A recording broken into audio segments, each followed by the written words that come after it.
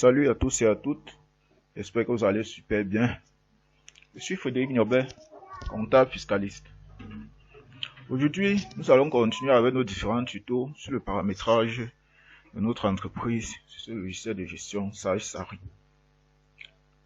Au dernier tuto, nous avons créé notre plan comptable. Avant ça, nous avons eu à paramétrer la nature des comptes. Nous avons créé notre fichier au départ. Nous avons créé notre plan comptable. Aujourd'hui, nous allons continuer avec la création de nos différents codes journaux. J'espère que nous sommes ensemble. Nous allons démarrer.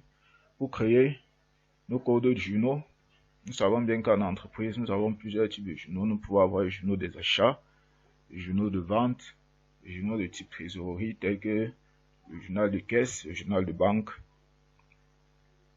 Donc, nous allons démarrer toujours sous le menu structure. Nous vérifions d'abord que notre fichier est ouvert, que son nom est bien marqué là en tête, dans la barre de titres. Sous le menu structure, nous allons code journaux. Nous constatons que c'est vide, nous n'avons rien à l'intérieur. Clic droit, ajouter un nouvel élément.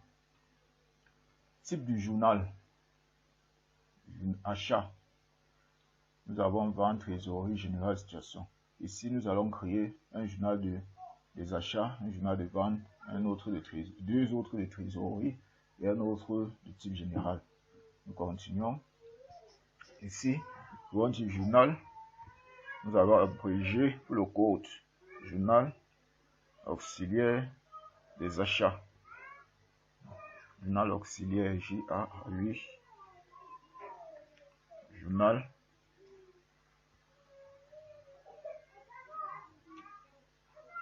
auxiliaire des achats. Nous validons juste. Donc, pour une astuce de raccourci, je vais copier ceci. Journal auxiliaire, je le copie pour ne plus aller saisir. Suivant. Que souhaitez-vous faire? Valider ce compte et quitter l'assistance. Valider ce compte pour en créer un nouveau. Suivant. Ce n'est plus le journal des achats que je vais créer, c'est un autre journal. Journal de vente. Et du journal auxiliaire de vente. Call de vente. Non. Vente. Suivant. Ensuite, celui de type trésorerie. C'est ici que ça devient un peu plus intéressant. Parce qu'il y a une autre question qui revient après. Nous disons journal de caisse. Oui.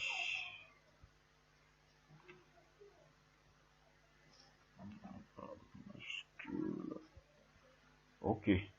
Suivant. On nous demande le compte de trésorerie attaché à ce journal. C'est le 57 qui est la caisse, puisque c'est le journal de caisse que nous sommes en train de créer. Oui. Ok. Le compte que vous venez de rattacher à ce journal peut-il être utilisé en contrepartie des règlements enregistrés? Ça veut dire dès que vous passez une écriture, directement là, vous allez passer la contrepartie. Vous pouvez cliquer même sur le bouton équilibre que nous allons voir plus loin dans les prochains tutos pour équilibrer directement. En contrepartie, en fin de mois, ça veut dire lorsque vous passez votre écriture pendant le mois, au fur et à mesure, le dernier jour du mois, vous passez une dernière écriture pour équilibrer le journal. Et ensuite, nous allons prendre en contrepartie les règlements enregistrés. Donc, la contrepartie passe au fur et à mesure que nous travaillons. Ok, pas de rapprochement pour ce journal. Suivant. Valider ce compte et quitter l'assistance. Ok. Toujours le type trésorerie, le journal de banque.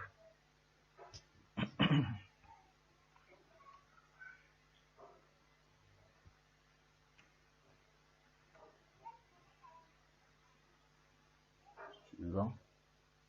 Ici, c'est le 52. Ça va attacher plutôt au compte banque. En contrepartie, les règlements enregistrés. Et suivant. Et suivant. Okay. Un autre de type général. Voilà. Nous allons créer le journal des opérations diverses. GOD. Filière des OD. Pour dire opérations diverses, nous en suivant. Valider ce compte et quitter l'assistance. Nous venons de créer nos différents journaux de vente, de caisse, de banque, d'achat et des opérations diverses aussi. Nous sommes arrivés à la fin de notre tuto. Si ce tuto vous a édifié, n'hésitez pas de nous laisser un like et de vous abonner afin de ne pas manquer les autres tutos qui vont suivre. Et ensuite, n'hésitez pas aussi de partager pour faire en bénéficier d'autres. Parce qu'à côté, il y a toujours quelqu'un qui est dans le besoin. Sur ce, je vais vous dire salut et au prochain tuto.